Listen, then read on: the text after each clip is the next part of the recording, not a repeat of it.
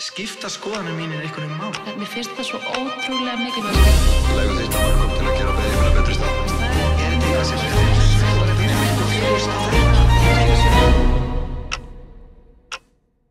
Helga Braga Jónsdóttir, leikkona, leiðsögukona, fyrirlesari. Já. Velkomin í 24/7. Takk fyrir innilega. En gaman að fá þig. Ég ætla bara að hjóla mér beint í þetta. Það getur að staldra við þetta og það að spyrja þig að biðja að botna þetta. Hamingja Hamingjan hér og nú. Hér og nú? Já. Þetta ekki svona það fyrsta sem manni dettur í hug? Já. Já. Við erum líka bara, það er ekkert eitthvað svona lítið svar. Við getum líka bara svona að tjögla þess að. Já, það má aðeins ræða það nánast. Já, hún bara hér og nú. Það sko, og ég segi það kannski að því að kannski hefur nútíminn verið sko, það hefur verið svona ákveðin svona hamingjufasismi, það eru allir að vera svo hamingjusamir, skilurðu, alltaf, en sko, eins og ég hef upplifað það, þá hamingjan, hún kemur svona, það er svona, verða svona lítil hamingjuskot, allt í hennu kannski að labba og séð heiðan himinn eða þú veist með eitthvað sem þið þykir væntum og það bara þið hvílið einhvern veginn saman í mómentinu, í augnablikinu.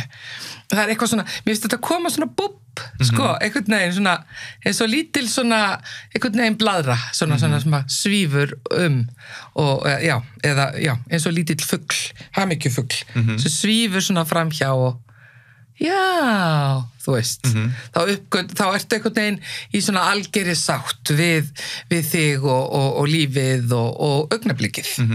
Gleymir svona sjálfur einhvern veginn líka. Já, þú sér þetta einhvern veginn allt saman í víðara samhengi, lífið.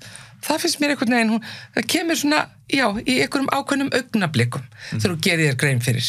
Þú ert meðvitaður það kannski, já. Já, það bara kemur, ok, eitthvað svona.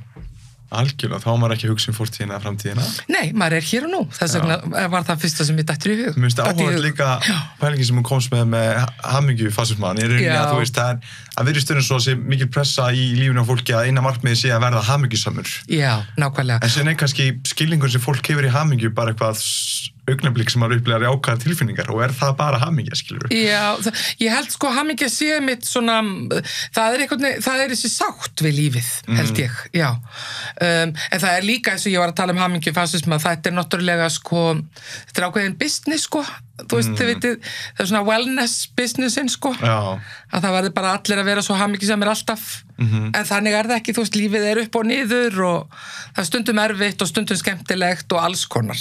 Algjörlega. Já, þannig já, og leiðum maður sko, einhvern tíma var ég, þegar ég var með einleik sem fjallaði mitt kynlíf, sem málana þessa dagana, og það var austurískur kynlífsfræðingur sem þótti halda svo skemmtilega fyrirlestra, hann var með áratugareynslu sem kynlífsfræðingur og hélt svo skemmtilega fyrirlestra, hann gerði svona uppistand úr því sko, austurískur og þá hét það kabarett, seminar kabarett, sko, fræðslu eins og kabarett, en það var náttúrulega bara uppistand og síðan var ég látin flytja það hér á Íslandi og ég man þegar ég var svona í læri og ég var að stúdera hans svona aðferðir og aðferðafræði og allt þetta, að þá var hann að segja sko, ein leið til að verða fyrir virkilega góðum vonbrigðum með lífið, það er að skrúfa upp væntingarnar bara, og þú veist, og þar leiðandi kynlífið, að þú ætlar að bara verða virkilega sko svektur í kynlífinu,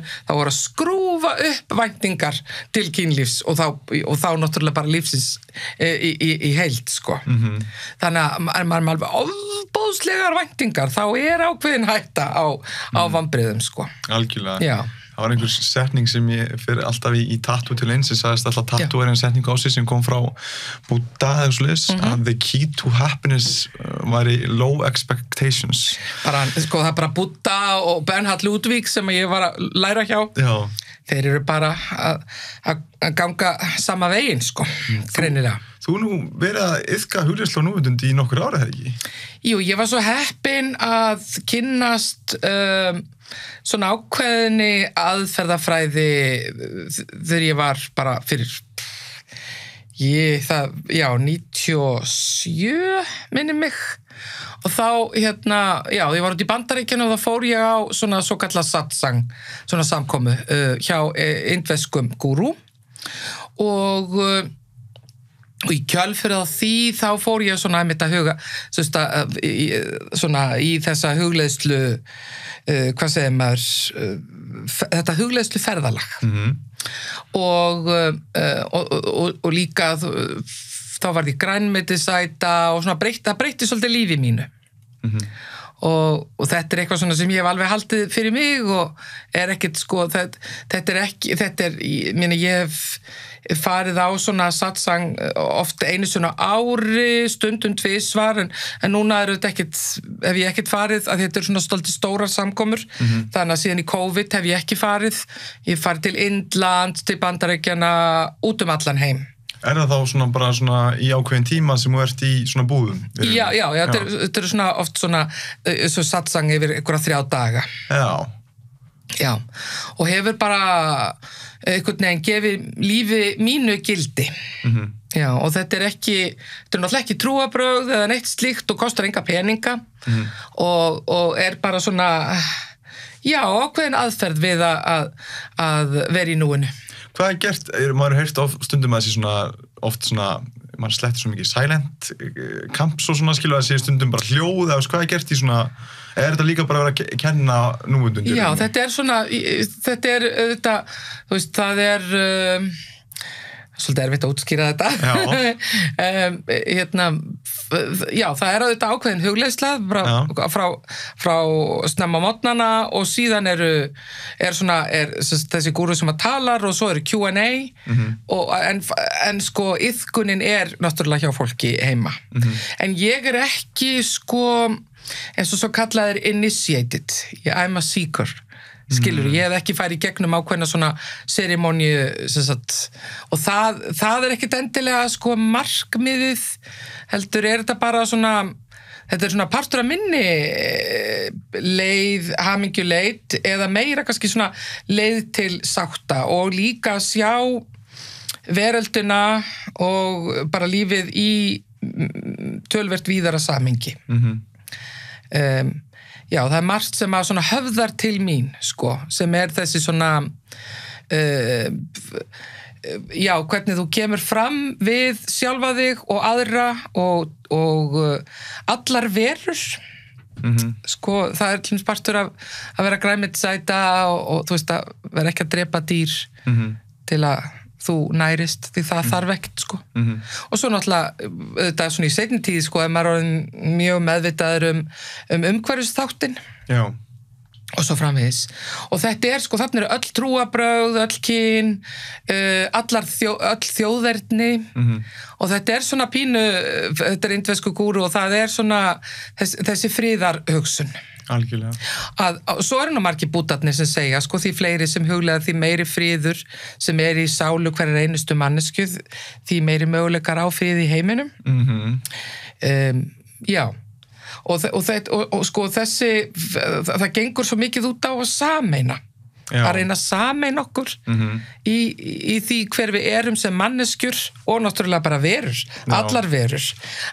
Já, gengur út á það og sko, þó við höfum þó við séum mismunandi trúar og eins og hann segir og það reynda stendur í biblíunni God is love, love is God þú veist, þetta ekkert flókið það náttúrulega bara kærleikurinn hvernig sem að hann og þú svona, það þessi það sú hugsun sem að svona ég laðaði stað.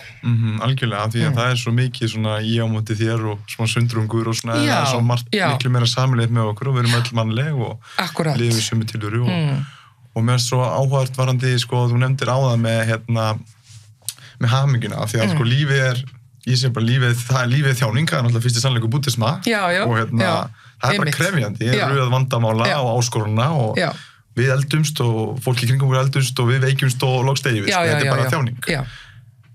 Og að þú veist að vera að selja það að hamingjan segja eitthvað sem á að stefna á þessi eina rétta markmið í lífinu, hún svolítið skekkt af því að ef hamingja bara eitthvað jákvætt augnablik sem við býðum eftir, við vitum að þetta jákvætt augnablik að jákvætt tilfinningar sem því fylgja mun enda. Við höfum öll verið einhvers stað sem við erum að býða eftir að vera hamingjusöm og koma á staðinn og byrðu á ekki að líða einhvern veginn öðru sig. Já, akkurat. En það rauninni þessi þessi vegferðin já. Getum orðað þetta dýpri hamingja eða fyrir mér það innihaldsríkt líf eða tilgangsríkt líf og þá getur hamingjan komið sem afleiðing af því já. Og ég held að ef við með tilgang og lífið innihaldsríku lífi þá er það líka miklu meiri verndandi þáttur upp á það að eiga við erfiðleikann sem lífið síðan bara fagnar maður hamingjum en maður sér fuglan út á götu fattar mig það kemur þetta svona ljós og það sem að það gengur hjá þeim þau náttúrulega meditera mjög mikið sko og það gengur út á og þetta er náttúrulega bara að sjá ljósið sko það er svona þetta þriðja auga og tengja þig þannig og líka svona ákveðin hljóð svona og það er bara þetta bliss sem að sko búddistar og þessi þú veist í indversku fræðum og svo framvegis og það náttúrulega gengur út á kannski þeir náttúrulega trúa á reincarnation, endurholdgun og svo framvegis að við komum aftur karmalögumálið, þetta er náttúrulega indversk fræði en þú veist, ég hef aldrei verið að hengja mig beinlínis í því eða pæla neitt, en sko að lifa því lífi að þú skapir eins sko lítið karma og mögulegt er og sko því við gerum það öll bara með því að vera, þú veist bara með því að keyra bíl er ég að skapa karma og allt þetta en svona, þú minkar það eins og mögulegt, þú getur aldrei setta í 0 sko. Nei, ekki nema bara og þú sért bara upp á fjalli og ljós tillífir einhvern veginn en það er líka það sem að mér fannst svolítið gaman sko með þessa aðferðafræði að þú ert ekki að fara upp á fjall, þú segjum bara að þú sért fjölskyldufaðir, þú ert ekki að hlaupa frá skyldum þínum. Já, nei, ég er svo heilug, ég er að fara eða heilagur, ég er að fara að meditera. Þú þarft að sinna þínu skyldum gagvart fjölskylduðinu, börnunum og þú veist, og gagvart samfélaginu, þú borgar þína skatta, þú vinnur, þú ert ekki að fría þig frá neinu. Og það fannst mér, það höfðaði til mín að þú ert bara alveg í samfélaginu en ert með þessa svona og þau vaknar sko 3:00 á nóttunni og meditera þegar er bara þessi friður og þú veist, og það er náttúrulega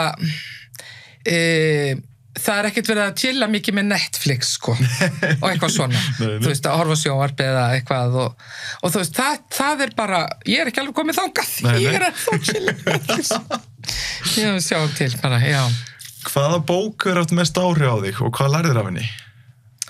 Já sko, ég er náttúrulega bókaormur þannig að þetta er erfið spurning sko. Ég nota bara fyrsta sem kemur upp í hugan á mér. Salka Valka, Halldór Kiljan Laxness. Ég elska alls konar bókmenntir og við höfum auðvitað okkar eigin Nóbelsverðlaunaskáld og svo framvegis. Salka Valka höfðaði mikið til mín að því að hún er alin upp hjá í Sjávarþorpi, ég er alin upp á Akranesi og vísi er hún náttúrulega meira svona, það er minna þorp og allt það og hún er sjálfstæð, hún er sterk og þó hún eigi kannski erfitt líf og svo framvegis og mér var svo merkilegt sko hvernig Halldór Kiljan gat sett sig í spor ungra stúlku.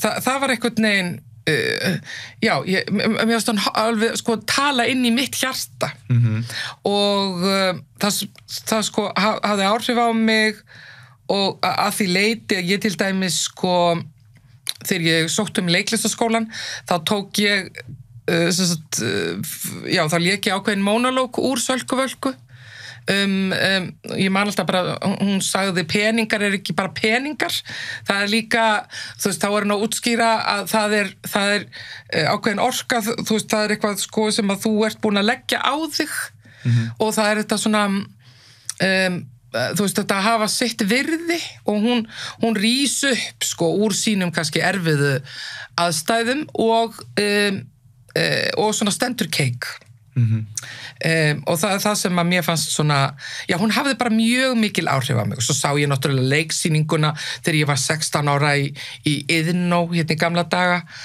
og Gunnar Gísla lék Sölku Völku, svo náttúrulega búið að sýna þetta aftur en það kannski svona fyrsta sinn sem að maður sér þetta á sviði og það hafði líka mikil áhrif á mig og ég var alveg ákveðið náttúrulega að verða leikona og já, mér fannst þetta svona þetta eitthvað svona sem að kom sterkt til mín. Það svona merkilegt hvað suma bækur tala við hana á réttum tímamótum í lífinu, sko. Akkurat. Það bara salka valka. Já. Hvað hélstu einu sinni að væri satt sem úrstu öðru máli í dag?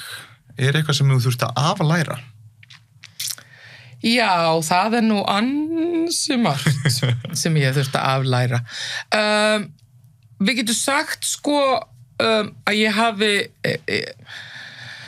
þegar ég var yngri þá var ég mikið í svona, við getum sagt ekki beinlínis lífsgæðakapphlaupi en ég var ég náttúrulega flakkaði mikið og mér fannst gaman að versla og ég var eiginlega næstu því shopaholic, sko við skulum alveg sleppa þessu, ég var shopaholic og var alltaf að kaupa, mér fannst það svo gaman að kaupa alls konar föt og snirtivörur og veski og glingur og svona var pínu glamour gælla, ég alveg ennþá glamour gælla en ég hef alveg sko þetta einhvern veginn ég hef ekki þurft að aflæra þetta hefur bara farið, sko, svona, ég hrist þetta af mér, af því þetta sko, þetta skiptir ekki neinu máli, þetta náttúrulega ekki sannleikur, en þetta einhvern veginn, já, bara, sko, þetta var svona ákveðið lífstíl, getum við sagt, og núna ég orðin, sko, það eitthvað sem við höfum komist að með til dæmis þetta að vera, sko, vera fatafrík, að bara þetta bara ég bara þarf að eiga marga skápa fulla af alls konar fötum, þetta bara svona eitthvað glamour glingur sem að ég held að það væri ég það er alveg ég en ég þarf færri hluti og ég vel þá betur sérstaklega eftir að maður hefur komist að sko, til dæmis svo fataiðnaðurinn sko, ég held að sé númer 2 eða 3 eftir kolum og olíu mest mengandi iðnaður í heimi og þá bara nei, búið þetta eins og bara þegar ég með einhvern tímann, ég heyrði þessa setningu einhvern tímann á svona hugleiðslu helgi með kjöt sko, já, hvernig líður þér í kirkjugarði? Stundum vel eða þú ert að heimsækja einhverja eða góða tilfinninga gagvart einhverju svo þekkir en svona almennt að labba kirkjugarð þú gerir grein fyrir að það þarna, þú veist, eru líkamsleifar eða þannig dáið fólk og þú veist, og maður segir oft bara mér líður ekki vel í kirkjugarð, það bara dáið fólk hvernig myndið þið líða að hafa kirkjugarð í maganum að þér sem sko, þú veist, að hafa dáin dýr og ég bara borða aldrei kjöt eftir þetta eða þú veist það svona hitti mig og sérði eitthvað og þá bara ekki snúið tilbaka nei, bara ekki, búið ég áhugavert með þetta líka þessi þú veist að vera að kaupa mörg föt og eins og við erum kannski að leita af þessum kringustæðum, flottari bíl, flottari föt svona ytri stærri eitthvað hús, og við erum ánægði smá tíma flotti bóli sem ég í eða eitthvað svoleiðis og þessi dettu við bara aftur niður og sama og þá leitum við alltaf á næsta til að kaupa ég held þetta hafi verið einhvers konar fíkn hjá mér sko. Já, svona kannski stjórna ekki lífi mínu þannig að það var ekki svona alvöru fíkn eða ég veit það ekki svo sem en svo eftir því sem maður fræðist sko og eins og þetta að gera sér grein fyrir þá ekkert aftur snúið og núna ég bara búin að feng sui allt sko hjá mér og ég með appið Good on You sem sko, þar fær ég að vita sko hvaðan alls konar tegundir framleiðendur hvaðan kemur þetta? Hvernig þeirra stefna í sátt við umhverfismál? Hvernig þeirra starfsmannastefna? Og hvernig þeirra dýravelferðarstefna? Skilurðu? Og þú veist, bara fá að vita hvaðan kemur það sem þú ert að kaupa. Þá ekki oft, með þessi sjónarhorni, ekki oft sama sem merki milli þess að því dýrari sem flíkin því ólíklega að sé, þú veist, einhvern til dæmis bara barnaþrækluna á bakvið Því miður það ekki það. Ekki svoleiðis. Nei, það allavega. Okay. Já. Það allavega. Og ég meina, og þetta þrennt, það dýravelferð, það náttúrulega, já. Þú veist, þetta umhverfi, dýr og mannréttindi. Og mannréttindi, já. Af því að þú veist, þegar þú ferð að pæla í þessu, líður þér vel að vera í fötum sem eru framleitt, þú veist, að það eru verið að þræla sagt, fólki, og hvað þá börnum? Ekki ef maður, Helga, sko, ef maður gefur sér gaum og meðvitað og sér, og það ekki hægt að afsjá það sem maður sér. Nei. En síðan hægt að líta með þetta blind fram hjá einhverju. Já, en það bara allt í einu þú gerir þér grein fyrir. Já. Þá ekki aftur snúið. Nei. Og núna þetta hringrásarkerfi, sko, mér finnst bara, nú get ég ekki lengur einhvern veginn. Og það þetta náttúrulega, sko, fast, sko, fashion. Já. Það sem vera að framleiða svoleiðis, sko, það bara oft á tíðum, þú veist, ekki á góðum stað hvað þetta varðar. Og þú veist, og þarna, þú veist, í þessu appi þá sé ég, sko, hver stefna fyrirtækis og þið með eitthvað markmið í þessum málum, sko, í sambandi við umhverfismál, mannréttindi og díla við allt þetta. Hver stefnan? Ok, 2024 ætla vera búin að gera þetta og hafa þau náði eða ekkert gefið út, af hverju og eitthvað svona. Good on you heitir þetta app. Good on you, náið í það. Já. Það vísu ástralsk, ég var alveg til, það örugglega til fleiri sem að ég væri til að sjá meira, þú veist, það sem að væri fleiri skandinaviskir framleiðendur eða evróskir, en þetta næri yfir mjög mörg. Hættur að vera slengustæður eftir að þú lasta það?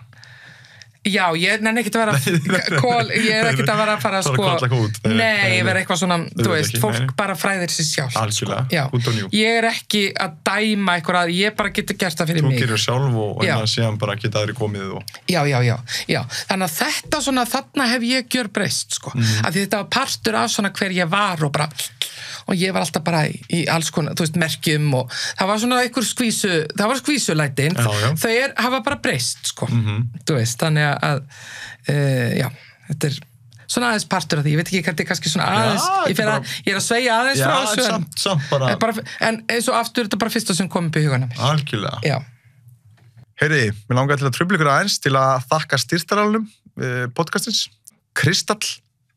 Það bara ekkert betra en að fá sér kristall. Ég mæli með þessum græna í dós og þessum dökkgræna í plasti og þetta svona gos hollafólksins og það sést hverju drekka kristall. Að lokum þá vil ég þakka Zuma kærlega fyrir. Þetta svona fyrsti staður sem kemur upp í huga minn þegar mér langar að fara eitthvað og fagna og eiga í einstakri upplifun og borða leið hollan og góða mat. Þannig ég mæli með því að fara á Zuma ef þið viljið fagna einhverju tilefni.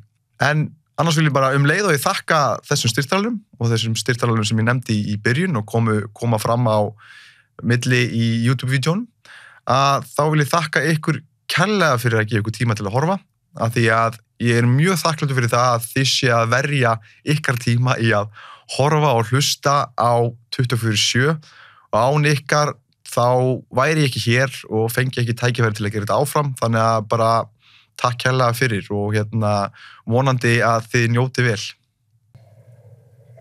Hvað það fyndnasta sem þú lenti í nýlega? Já, sem ég hef lent í.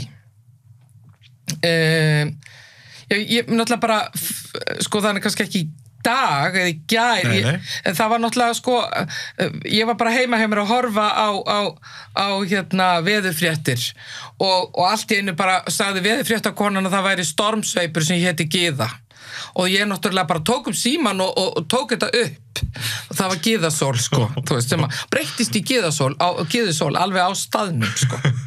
Þannig að það var eitthvað gaman og ég hendi því á Twitter og þá brjálaðist allt og Gísli Marteinn hringdi í mig og ég og skellti mér þarna til hans eitt kvöldið og svona.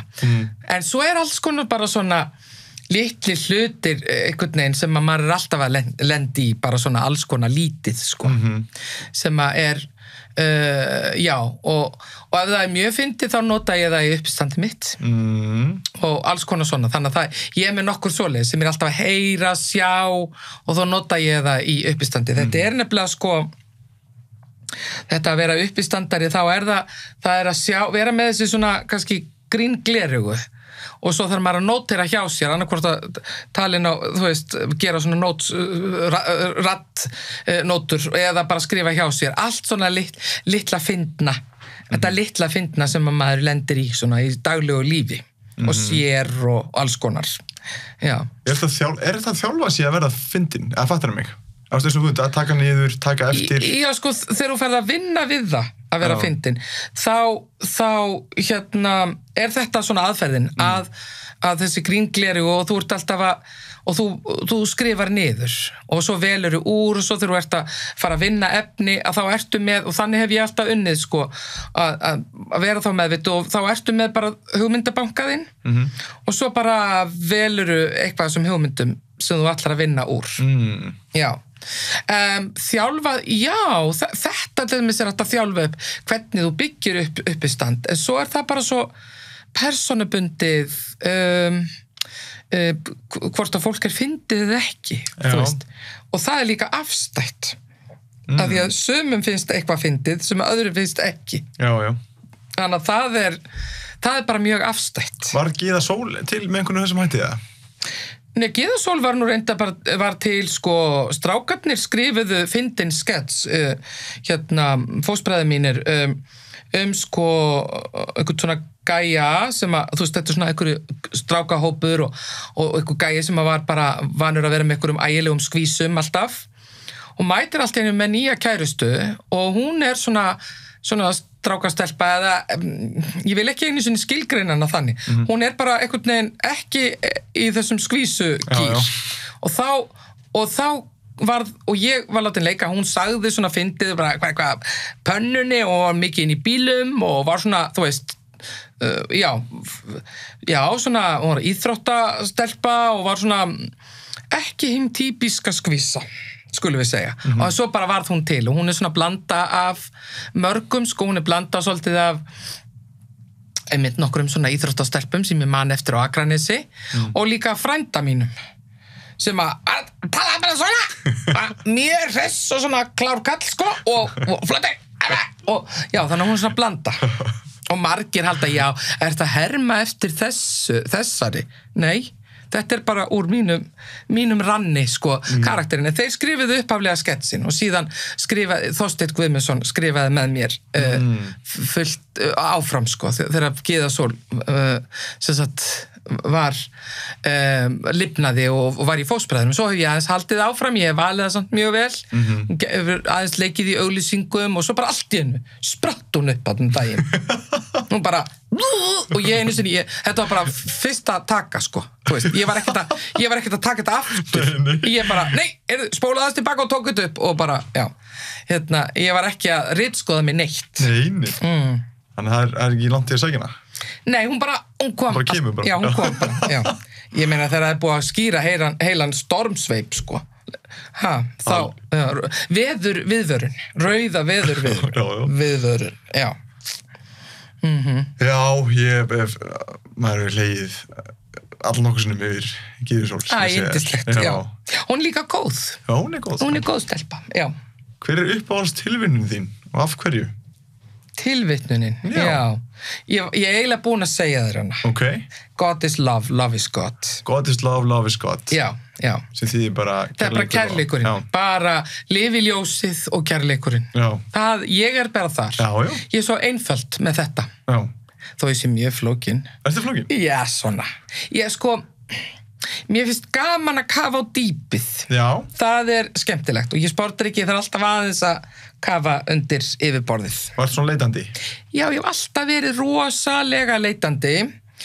Ég var að gera mömmu mína geðveika þegar ég var lítil, að því ég var svo forvitin, ég var alltaf að spurja, þú veist, hvernig verður regnbogi til og af hverju er þetta svona, þú veist, ég þurfti að vita allt og hún bara, guð mig góður, hún er einsta móðir, þú veist, var að vinna fulla vinnudag og stundum yfirvinnu og ég bara, sko, ég var alveg skemmtileg og góð og svona hlýðin, en þetta var alveg til að bara, þetta var að ganga frá henni stundum, sko. Hlæra þessu náttúrulega í dag. Já, algjörlega. Forvitni er náttúrulega mjög góður eiginleiki. Já, ég er bara alveg að drepast úr forvitni. Já.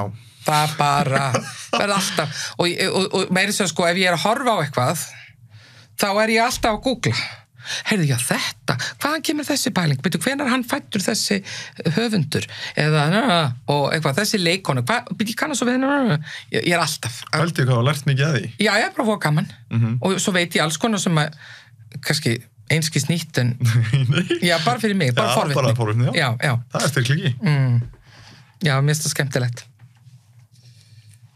Hvaða nýja trú, venja eða hegðun hefur bætt lífið hvað mest undanfarin ár? Já, ég er eiginlega búin að svara þessu líka. Já. Með þá... Já, bara... já, sko, trú... Þú veist, þetta kannski ekki trú. En það auðvitað þetta með, sko, þessi umhverfis dýra meðvitund, meðvitund, dýravend og svona, sem sagt... bara hvernig við komum fram við hvert annað, sko. Þetta auðvitað það sem ég að gerast svolítið núna, sko. Okay. Þetta sérstaklega með eins og þarna mannréttindi sem ég bara fann að taka ákveðin skref í þessu. Bara hvað við verslum, hvernig við veljum og það er það sem er svo mikilvægt við til dæmis, sko, bara til dæmis sem neytendur, því þú veist í þessu okkar nútíma samfélagi, þá er það kannski, þannig getum við haft áhrif á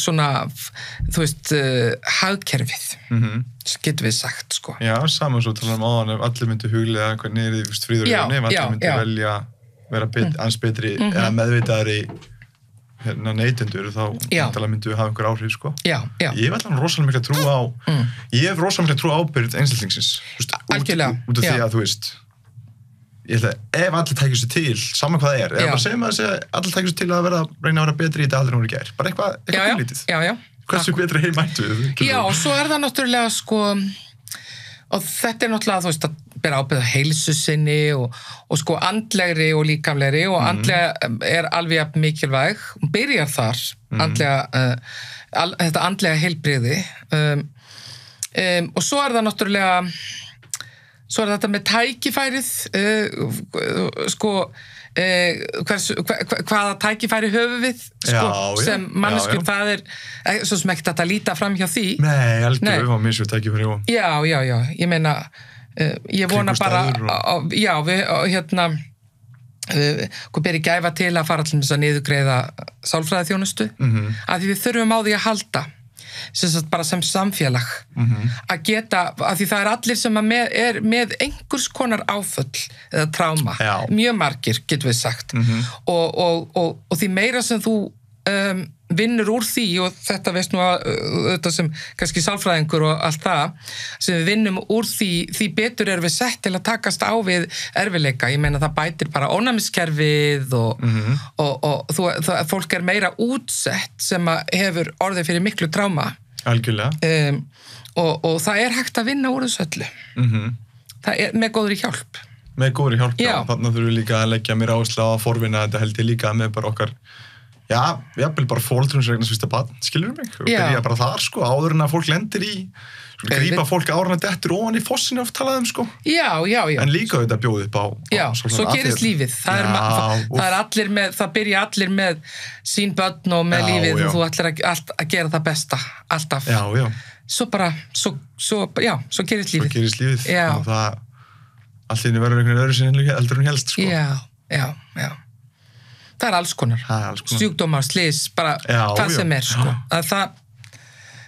Og það þarf, við þurfum, sko, mér finnst þetta mjög mikilvægt í okkar samfélagi og þarna kannski getum við haft áhrif pólitískt, þar liggur okkar val og stundum að verður maður náttúrulega brjálæður því að það, þú veist, það fer kannski ekki eins og maður vill eða eitthvað, en þú veist, ég gerði mitt, sko. Ég fór og kaus það sem að mér þótti rétt og svo framvegis þannig að við höfum alltaf eitthvað svona pínulítið val, sko en svo náttúrulega hjá okkur sjálfum, sko hvað getum við gert já, og svona því meira sem að maður svona, einmitt eins og segir, berð ábyrgð og svo er líka hægt að, sko fræða sig sjálfur sko, hvað það segjum bara meðvirkni eða eitthvað já mér finnst ég meðvirk þú veist, það eru fullt af bókum og þú veist, maður getur líka frætt sig sjálfur sko, og hvað það að setja mörk og svo framvegis algjörlega já. Og líka, þú veist að maður getur líka sko, sem ég veist mikilvægt að sko, að maður því að það er svo erfitt bara að hugsa það er svo ógeðslega að hugsa þú hugsa með því að tala eða skrifa þannig líka þegar maður að jugglingur eins og hvað meðvirkna svona, þú veist á maður einhvern hring sem maður getur rætta við og átta sig meira á þessu og alls konar svona, mér finnst það líka rosalega mikilvægt af því að ef þetta er bara í hausnum að þá finnur maður eitthvað laust sko. Nei, og svo náttúrulega lærirðu að sko, þú á samskiptum Já. Það er bara, segjum bara að fara í samband þá kemur þetta allt saman upp þá reynir á meðvirknina og þetta að læra að verða að setja mörk og svona, ég man eftir því þegar ég las fyrst sko P.U. Melody Codependency meðvirkni bókina hennar og svo líka Facing Love Addiction að takast á við ástarfíkn sko, þú veist, fyrir hvað 30 árum eða eitthvað 20 eitthvað árum, næstu 30 árum ég svo bara, hvað er hún að skrifa í þáverandi sambandi sem ég var í, hvað er hún að skrifa mitt samband? Hvernig veit hún þetta? Hvernig ég bregst við þarna og svo framvegis og það hjálpaði mér og svo fór ég á einhverja fyrirlestra sem að voru nú svona var ekki algengt þá sko í sambandi við meðvirkni og ástarfíkn og alls konar. Hvað er ástarfíkn? Það er oft talað svona ástarfíkn, flóttafíkn, það er þessi tilhneiging, hún er svona partur, hlutmengi í meðvirkninni, þessi tilhneiging til að setja aðra mannesku á stall, segjum bara að það sé manneska sem að hefur kannski er með segjum bara að, manneska sem hefur verið hafnað af föður eða eitthvað og þá fer hún að leita í kannski einhverja föðurmynd og fer að setja sko sú hafnunartilfinning kemur upp í samskiptum kannski við kallmenn eða öfugt móður og svo framvegis og svo, að því svo hefur við oft þetta bæði eða það að þú hefur verið sko eða kallmenn sem verið svona settur í mikinn bómull og svona fengið svona ofurást eða sko svona og fyndist það bara vera svona eins og kæfandi sko að þegar verður mikil nánd að þá kannski upplifir viðkomandi bara fær eitthvað svona gamalt tráma sem hann hefur ekki unnið úr og þá fer hann á flótta og þá er hann kannski í samskiptum við ástarfíkil sem að vill bara, það er endalaust sko, því þá er ég að biðja mitt svona self-esteem og sko mína sko, ég hef ekki sjálfsást, ég hef ekki elskað sjálfa mig ekki nóg og þá þarf bara öll ástin að koma frá makanum sko, í staði fyrir að og þá er þetta þessi dans sko og að því að ef ég er ég af því að ég er ég þá er, og þú ert þú af því að þú ert þú þá er hann bæði ég og þú en ef ég er ég af því að þú ert þú þú veist, þetta er sko bara að vera í sitt hverju spacinu sko og við mætumst sko. Er það ekki svolítið málið í? Já, ég er af því að þú ert þú og þú ert þú af því að ég er ég, þá er hvorki ég eða þú. Já.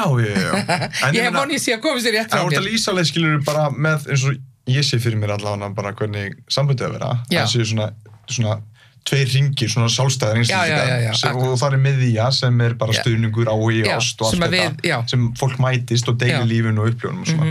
Já, en þá er þetta sko ástarfíkni og svona flóttafíkni það er svona tyggjóklessu samband það er engin mörk sko og þú veist, við verðum alltaf að vera saman og ef að þú ferð með strákanum eitthvað, þá ert þú að hafna mér eða, þú veist, allt þetta eða það getur líka verið þetta skiptir ekkert með kyn eða neitt svoleiðis að gera, þetta getur líka verið öfugt sko og það er stundum þegar fólk kannski hefur ekki unnið úr, þá er með þessir einstaklingar laðast að hvor öðrum og þá er þessi dans sem getur verið ansi krefandi væntanlega. Sem getur verið bara toxic, eitrað. Já.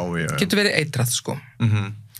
Og það er oft svona, þegar það er komið í samböndum, þegar það er þessi svona, það er þessi svona, sko, þessi dans, það fer, það byggist upp og svona alls konar árekstra og svo verður sprengja og svo er beðist afsökunar og þetta og þú veist að það er einhvern veginn sama ferlið alltaf Já.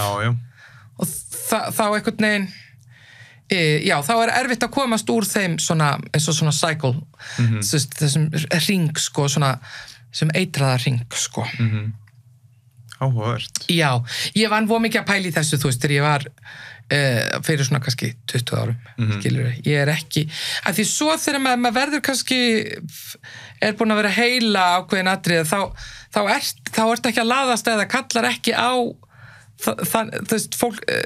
þannig fólk eða þú veist, fólk sem er á þessum stað Já. þú laðast að kannski mannesku sem er einhvern veginn með meiri sjálfsvitund, sjálfsást sterkari, já, og næmar á það og alltaf, já. En það er alltaf eitthvað að læra. Já, vá. Það er alltaf eitthvað sem maður verður að meðvitað Endalaust. Heyriði, þessi er alltaf krefandi. Ég spyr alla þessari. Já.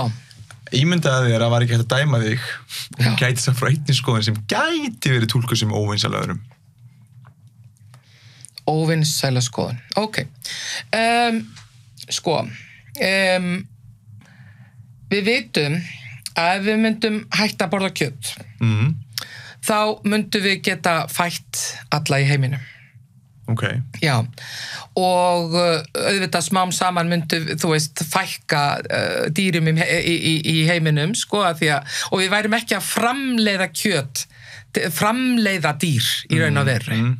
Og við getum líka dregið úr umhverfisáhrifum. Þetta eru bara staðreyndir, sko, og þú veist, þetta er eitthvað sem við vitum og þess vegna bara ger ég bara ákall til fólks og ég er ekki, sko, þarna er ég erfitt með að segja eitthvað svona en bara til dæmis það að við myndum draga úr kjötneyslu að hver og einn myndi gera það þá væri við búin að nú er ég ekki með tölfræðina alveg bara hérna og nú en það er eftir að fletta því upp hversu mikil skilur við getum hlýnun jarðar öll þessi umhverfisáhrif við gætum bætt það með því að sleppa kjötinu og síðan að við gætum komist nálægt til að lækna hungur í heiminum. Ég held þú líka, sko, út af því að ég var plant-based í 5,5 ár. Já.